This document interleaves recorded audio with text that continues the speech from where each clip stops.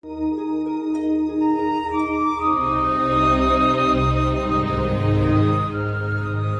palabra de Dios es viva y eficaz.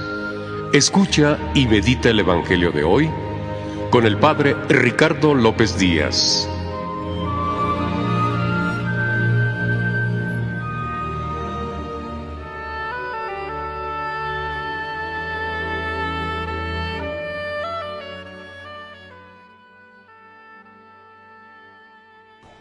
Escuchemos el Santo Evangelio según San Marcos. En aquel tiempo, los escribas que habían venido de Jerusalén decían acerca de Jesús: «Este hombre está poseído por Satanás, príncipe de los demonios, y por eso los echa fuera». Jesús llamó entonces a los escribas y les dijo en parábolas: «¿Cómo puede Satanás expulsar a Satanás? Porque si un reino está dividido en bandos opuestos, no puede subsistir. Una familia dividida tampoco puede subsistir. De la misma manera, si Satanás se rebela contra sí mismo y se divide, no podrá subsistir, pues ha llegado su fin. Nadie puede entrar en la casa de un hombre fuerte y llevarse sus cosas si primero no lo ata. Solo así podrá saquear la casa. Yo les aseguro que a los hombres se les perdonarán todos sus pecados y todas sus blasfemias, pero el que blasfeme contra el Espíritu Santo nunca tendrá perdón, será reo de un pecado eterno». Jesús dijo esto porque lo acusaban de estar poseído por un espíritu inmundo. Palabra del Señor.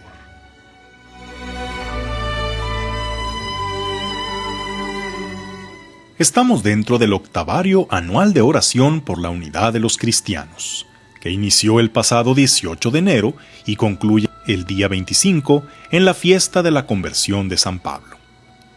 Es la iniciativa de tener este acercamiento entre los que profesamos la fe en Jesucristo, con el sueño de superar el escándalo de la división y hacer realidad lo que el mismo Jesús rogó en la última cena: «Padre, que todos sean uno, como tú y yo somos uno, para que así el mundo crea que tú me has enviado».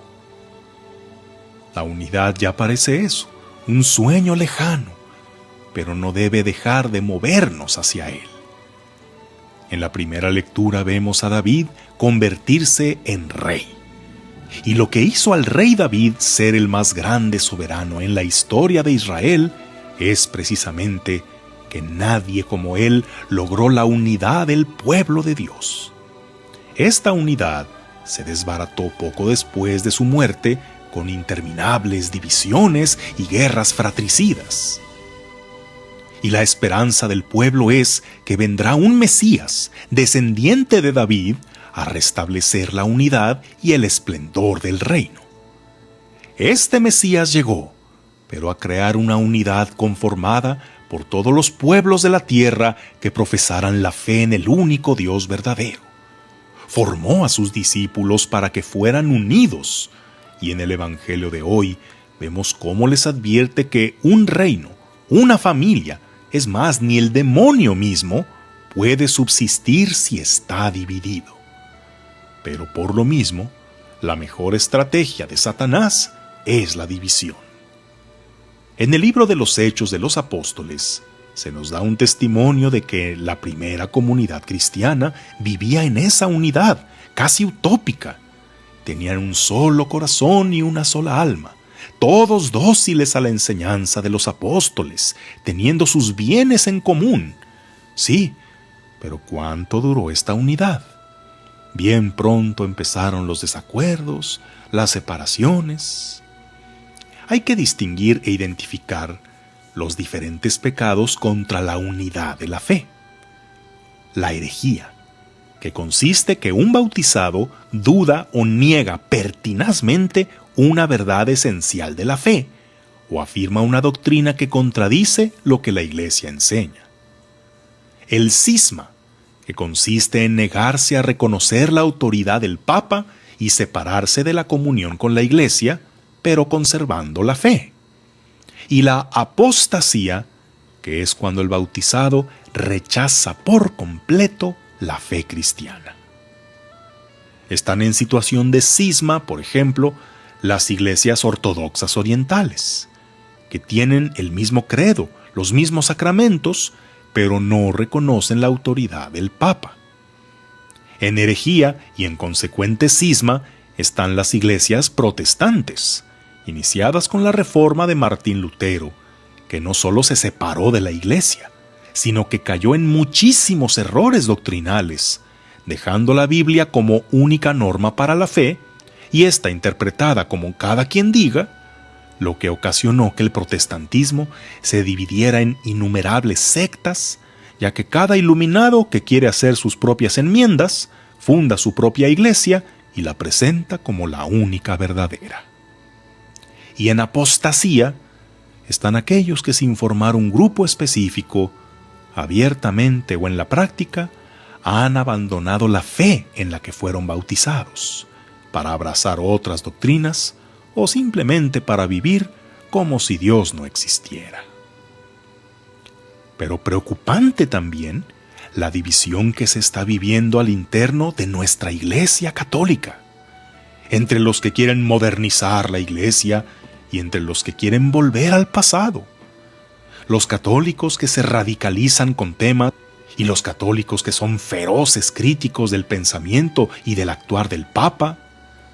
Y esta división se siente al interno de las familias, de las comunidades y hasta dentro de uno mismo, que hay tantas inclinaciones opuestas o que hemos escuchado tantas voces que ya no entendemos a ninguna y nos hacemos a veces de un lado y a veces de otro.